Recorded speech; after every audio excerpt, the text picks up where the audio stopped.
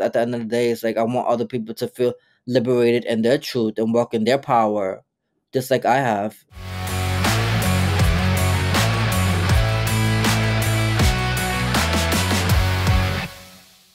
Hello, and welcome to the Mindset and Self-Mastery Show. I'm your host, Nick McGowan. Today on the show, I have Rich Vysion. Rich, how you doing, man? Good, thank you for having me. How are you? I'm good, yeah. I'm stoked for us to be able to talk about trauma, writing, but also mainly music. There's something I get mentioned even before we hit record. There's just a lot when it comes to music that is sometimes really difficult to be able to put into words.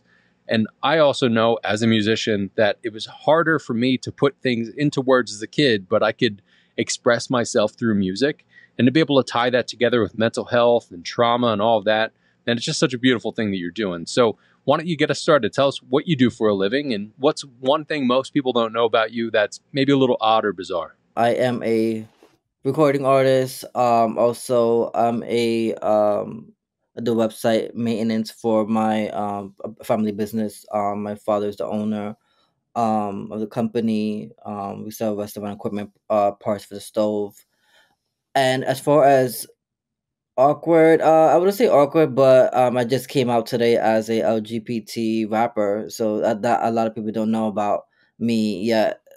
So that's something that is vulnerable and something that I am, I was anxious to share because I've been sitting on it for so long, but I feel liberated. That's kind of timely and huge. Like congrats Yeah, for thank stepping you. stepping out, stepping into that. I mean, that's huge, and especially today. Like I guess right before even the podcast. So why don't we get into that a little bit, because there's that might be where most of this podcast episode goes. That's a big thing. That's a big decision to make. And like, talk to us about that. It was something that was I've been struggling with behind the scenes for a while. The reason why I came out yesterday rather than waiting, because to be honest, I wanted to wait until next year to share it with amongst people and social media. And I was challenged by my life coach to do something that was bold or made me stand out. So I'm like, what can I do to make me stand out? Obviously, to me, like, I'm a performer, so I can't just be like, oh, you know, perform somewhere, because that's my nature as a performer. I love performing, so that's easy. So I'm thinking, like, what could I do to make my me stand out today? I'm like, okay, let's share something that's vulnerable. I didn't honestly think I was gonna actually do a video about it. I thought I was just gonna do like a post, a little more safer, and then call it a day. But I decided to go against that psychology, so to speak, and I said, let me actually be honest and real, and let me share this about me that no one knows, because I feel like not only will it set me free, it will also set other people free who are also struggling, in their sexuality, because a lot of people feel like they'll get judged or it's frowned upon certain people, so it's not easy to just be like, hey, this is what it is, and without getting judged, especially on the internet. So I said, hey, let me do this for me, not really chasing after anybody else's validation, because I needed it to set me free. Because I was even speaking about it to my therapist. I'm like, I'm struggling with this. I'm like, I don't know how to go about even telling people. I told him like two people, and even that was hard. And just being able to just kind of shout it out to the rooftops is, I don't know, it made me feel good. Like I did something worth, talking about and sharing, because at the end of the day, it's like I want other people to feel liberated in their truth and walk in their power, just like I have. It's got to be tough to get to that point. It's got to be really tough to get to that point. And to feel like you can't be yourself because of systems, because of different situations or shit, because of how somebody else fucking feels about their own life. That in and of itself sucks, where you're being held back. But and I'm so excited that you feel comfortable to be able to talk about that. And then you've taken that step to actually be able to not just have the conversation, but start to really converse about it. Like even here, you could have held this. You could have. People are going to listen to this. There are thousands of people that listen to this podcast. there are people that are going to know about this. And the fact that you've done that and you've said that and that you are willing to be able to be vulnerable, be uncomfortable, but most importantly, man, fucking being yourself. That's huge. I appreciate you sharing that stuff and actually stepping out to say those things, because there's so many pieces to it. Like I'm kind of wondering, where do we even start with that? Because when you think of all the stuff that leads up to those really tough decisions, to be able to step out and say those things, feel those things, be as authentically you as possible, it it can be really difficult for people. So why don't you share a bit more about that story and like what got you to this point to feel comfortable to be able to talk about it? I think for me, what gave me comfort was knowing that I have friends, and I also have family who are also struggled with their sexuality as well. So like for them also, like being out is like, although it was hard at the moment, I feel like they're embracing it unapologetically, and it's like wow, like I'm like wow, like my friend, I didn't even know because I read her book, and I'm like, oh wow, I didn't know she was queer. And it's like I had one-on-one conversation with her, and it was like she reminded me like, hey, like you do it on your time, like don't worry about everybody else's timing. And at the end of the day, I had to sit back. I'm like, yeah, I don't have to really rush and share that, especially if I wasn't ready at the moment, and I wasn't, because I was still processing all those thoughts of like, oh, like what people gonna say, oh, this person might call me like, say some kind of slur, and that will demean me, and and then my integrity. And I said, I came to a point where I'm just like,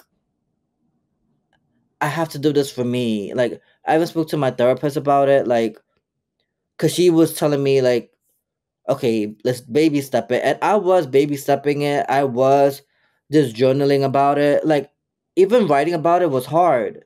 Like I wrote like 30 songs about this whole topic of sexuality and how I feel, and it's like it it helped me really realize that wait a minute, like there's some layers that about me that I'm still holding on to, that I felt like I wasn't being 100% me. Like at the end of the day, like yeah, I was being real about my mental health struggles, and that's always the case when I put out music.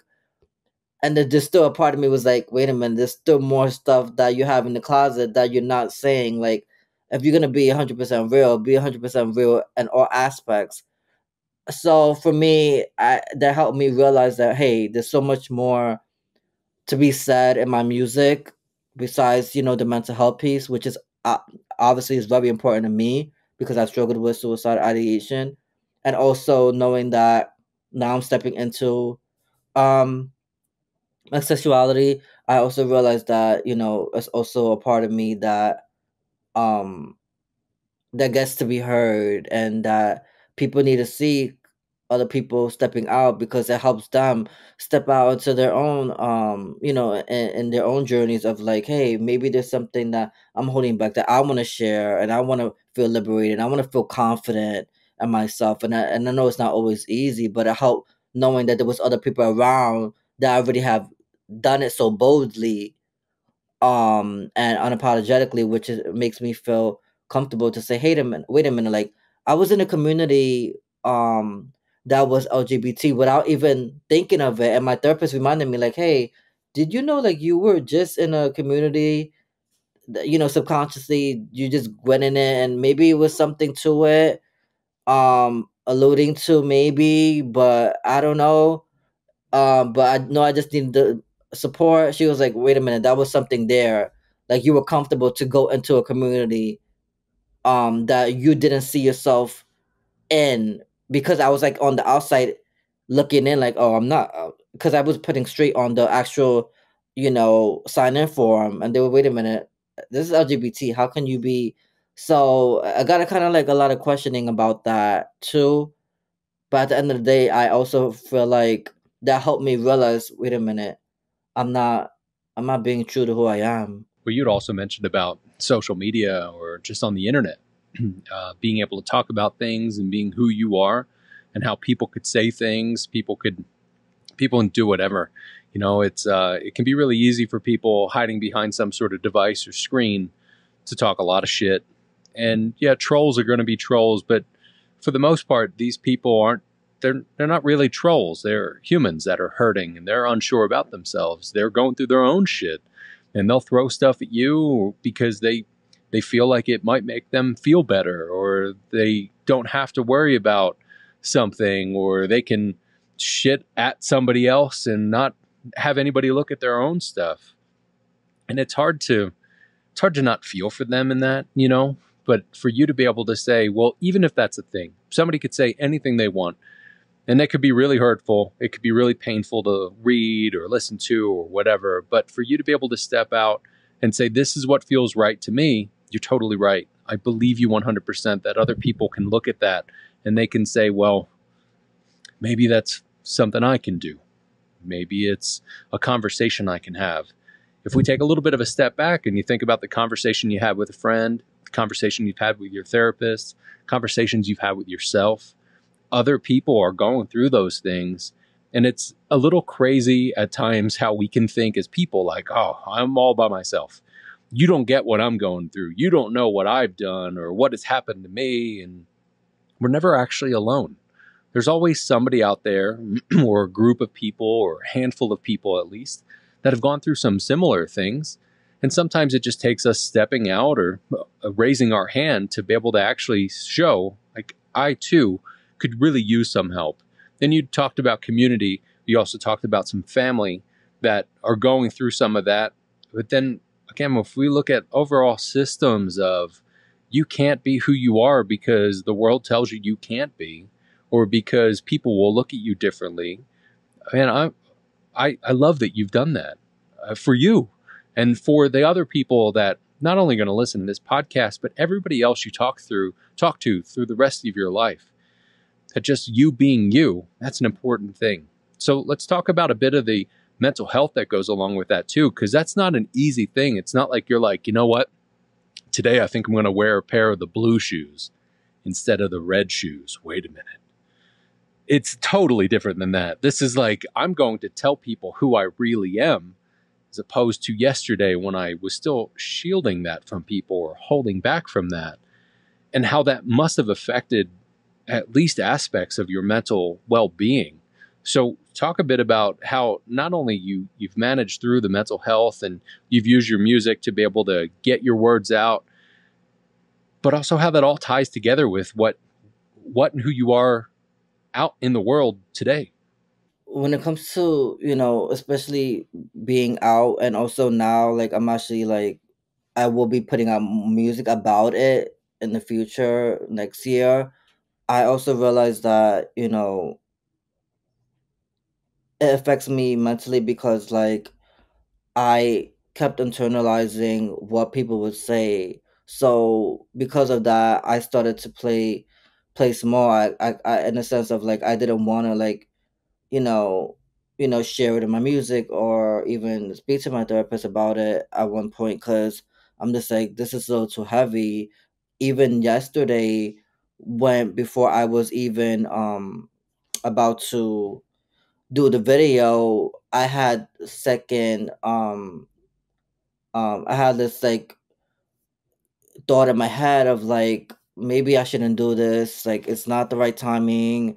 And then I kept on thinking, like, I want to be committed to my commitments, and I said I was gonna do this thing, and it was like a battle within, like, it was like a tug of war. I'm like, I want to say it, but then I don't want to say it because I struggled with validation, like, for like several years, which is the reason why I wanted to give up on my music, because the fact that a lot of people weren't approving my music. So I fell into that validation paradox trap that kept me suicidal and kept me depressed. And I realized that I had to do a lot of inner work on myself to get to the point where I am now, where I feel confident in what I'm doing as far as my mental health advocacy with my music and through my also through my book. I also realized that yesterday when I actually thought about not doing it, I said, wait a minute, like if I don't do this, I never will, because I kept on prolonging it for so long. And I'm thinking like it's time to be bold, and that's my theme for next year is like be bold. And I'm like, I'm not gonna wait till next year to be bold. I'm gonna be bold now. Like, why wait to 2025 January to do something that's bold? And it's like, and it's crazy because fear has always been something that's been, you know, I don't say crippling, but it's been, it's been a word that has been in my psyche for so long. Fear of failure, fear of success, and not really knowing, the direction to go with my life, and just being scared of everything and not really pursuing nothing, or just doing things half-heartedly or hazardly. I realized that, wait a minute, like I have something to say that's important, that I feel like is gonna set me free, because if not, like I'm just gonna end up like in a spiral, like spiraling, And I woke up, as even yesterday when I was actually saying it, I was like so nervous and anxious. But I'm like, wait a minute, like I'm doing it, and then like today I had this whole different feeling. Like, yes, I did feel liberated, but then I felt like, damn, like I can't believe I just did that. And then like I woke up like anxious. I woke up crying today because I'm like, oh my goodness, like this is so. I think this is like really the most vulnerable I've been in a long time, and that was very very scary for me. Um, so all that to say that I'm just stepping into it fully now, and I'm grateful that I am stepping stepping into it more fully. But at the end of the day, I feel like it's a conscious decision to be able to share those that vulnerability and that transparency, to know, to make other people realize that they're not the only ones who struggle with this. And I want to be able to help other people navigate those mental hurdles, especially when I'm thinking that I'm not enough to be an artist and also be out. Because that was also a thing that I struggled with too. Like, oh, if I'm an artist and I'm out, like, you know, what narrative will people paint for me? And would that affect me being able to perform my music? Um, or would it keep me stuck in a rut, so to speak, of like not wanting to put myself out there to help other people with my music, because I'm afraid that someone's gonna be like, "Oh, you're out," or stuff like that. You're not supposed to be out. You're supposed to be straight, or XYZ. Like, just a projecting their false narrative upon me, and me actually believing that narrative. It's too easy at times to just let it absorb into you. People will push things upon you, and certain people will say things with such conviction and such emphasis that it's hard to not go, oh, okay, well, yeah, you must be right. And I think about oftentimes us as being kids in our formative years, how we just learned things and we were like, oh, well, I guess this is what you do. Like the things you learned from your parents, the things you learned from the community you're in, how people operate, all of that. You don't know. You're sponging things up, but then those stories become something that shape you for fucking years and years. There are people that I could talk to in their 50s, 60s, 70s at times that are like, I just learned how to be myself because Hmm. of all the stuff they've worked through. People in their teens or 20s or 30s that are working through things. I think you can get into the topic of transgender and how kids want to be able to change, and how some people are really anti that because of systems and ways that they look at things and the way that they're unsure of how to handle a certain situation or what to do. But then there's also the person. It's just all about that person.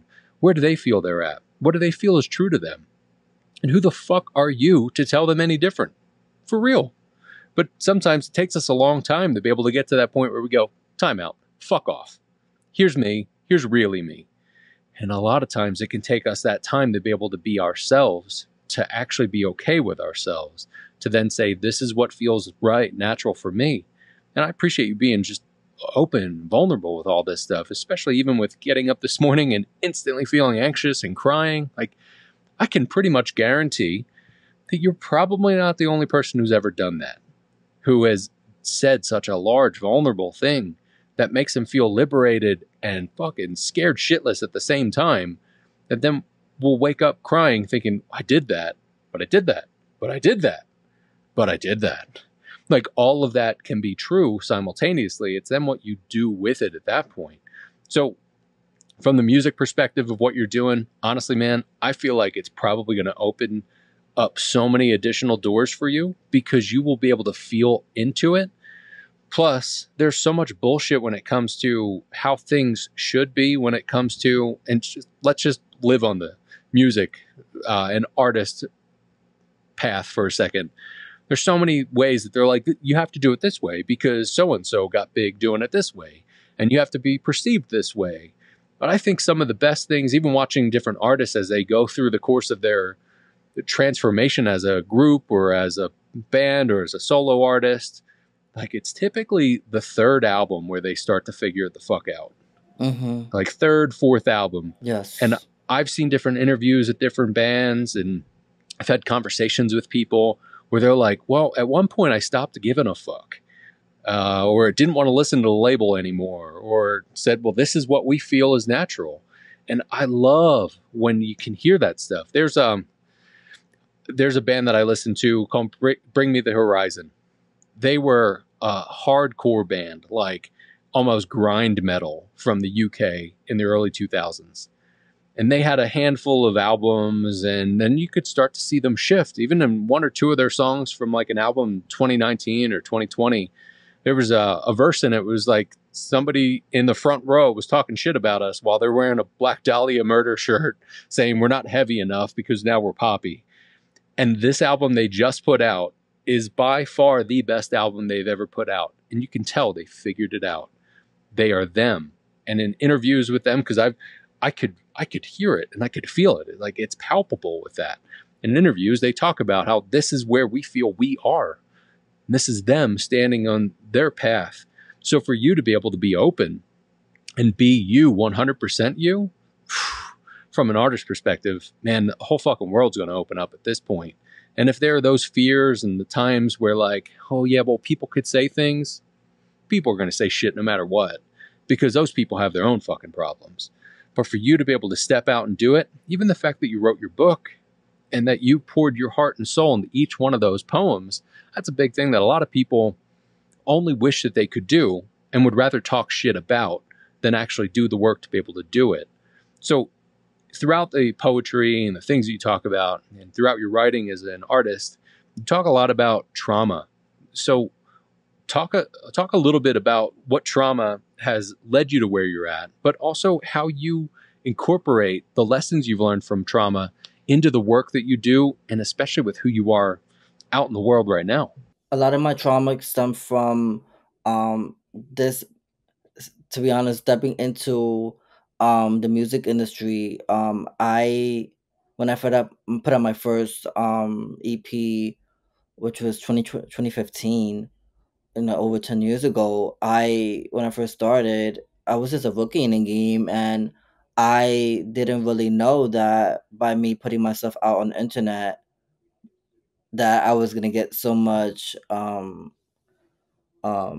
destructive criticism, if you will, about my music. And because I was just a beginner, I didn't even know about what criticism is, or what negative comments were. So I was just like taking it all in, and I didn't realize that by looking at those negative comments about my music, I didn't know it would do something to my psyche. I also didn't know that I was going to internalize a lot of the stuff that people were saying, because I didn't have the mental capacity at the time to be able to know or discern, this is not pretty much directed at me. It's probably a projection. What I realize now, so much years after, but I learned, after the fact that, wait a minute, like people are dealing with their stuff and they're projecting what the, stuff that they're going through from their past. And when I got into it early on, I didn't know the difference between, I didn't know how to like process that. And so I turned into I turned that trauma into self harm. I turned that trauma into music. I turned all that trauma into um tears, times where I was just, contemplating, if I should be here or not. Like all that trauma, from putting my self worth into somebody else's hands, particularly strangers' hands. That's where a lot of the trauma came from, was when people started talking, smack about my music, because I associated me as a person with my music. Outside of that, I did not know who I was. Music was such an integral part of my journey. So when people disrespected my music, I took it personally. I said, no, you disrespecting me. I did not know how to differentiate the two until years later. And, I realized that, wait a minute, like there's, there's a, Richard, and then there's also Rich Vision. Like there's two different sides. And I realized that after, you know going through that trauma, I what I learned is like, that trauma helped me. And then also I was going through mental abuse, at the time, with a mentor of mine that helped me with my music career, which I had a falling out the year prior. um and it ended up where, I wanted to commit suicide the year before, because of the fact that I was, it was taxing mentally in my my psyche. And what I learned from all that trauma and all that pain was, I learned that, like, this can serve someone else. When I was in my room reflecting, doing meditation, looking at motivational videos, attempting to process all these things I was going through, I'm like, in the back of my mind, I'm like, there's something here for someone else. I kept on thinking, like, this is gonna serve someone else, and they're not gonna even know it. It's gonna serve other people. And I kept on telling myself that, like, wait a minute, like, your words are powerful and it needs to be told. So I started thinking, like, okay, I could write a book about all these struggles, and I could, write it out and process it. Because, this book, from Victor to Victor, transforming trauma into triumph, it's not just a book of just like, empty words. It's like what I've been through in my life. And it's about, like, even though I felt victimized by a lot of the traumas that I've been through, I decided to write a new narrative for myself. And that was the thing that I decided to do that helped me heal. Was like, I learned to forgive my mentor. I learned to forgive myself, because I thought I was in the wrong. And all these key things that I learned from that trauma really helped me navigate, the mental health space, because it helped me realize that my mental health is so important. And that's when I called the therapist. I'm like, I need help, because I did. And it's like, I didn't want to say it because had so much pride. And that's a stigma too. As guys, men are supposed to get therapy. They're supposed to take it in the chin. And I hear that so much. And I'm like, man, there has to be another way to handle my emotions without taking it to the chin and just dealing with it and making it seem like I'm strong, but I'm not. I'm dying inside. I'm wearing a mask. I have shades on to cover up my eyes because I don't want to cry in front of people. Like all that stuff piled up, that does something for someone. For me, it did something for me. It kept me low. It kept me not asking for help. It kept me wanting to commit suicide because I didn't think I had anyone to speak to. And now I'm able to actually speak boldly about my trauma with a therapist and say, hey, let's work this out because I want to be here for my family. Big steps that take those small steps. I think you have to take those little steps within yourself while you're by yourself in your room or sitting on your couch or whatever. And those things start to add up. It sounds like you've grown a lot, you've learned a lot. There's a lot of things that you're still working through and trying to understand, especially with this fresh new being of who you are. So out of everything you're working on and what you've learned so far, what's that one piece of advice you'd give to somebody that's on their path towards self-mastery? See community, because that helped me really master my mindset.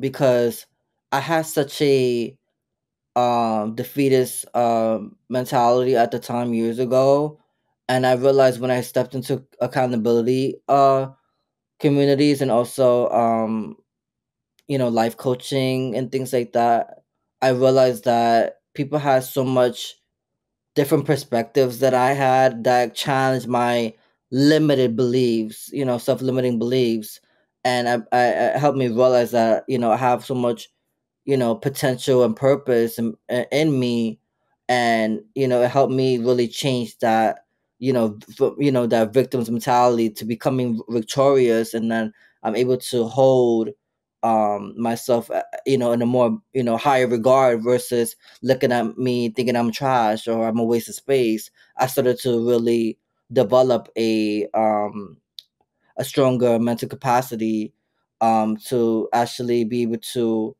write a different story for my life and say, wait a minute, I am enough versus I'm a failure. And that's what I would want the person who's listening to really take, is that you have the ability to write your own story. No one can write the pen for you. You're the author of your life. So if you don't like anything in your life that you don't want, or you feel like it's lacking, you can always pick up the pen. You can always rewrite a new story, one of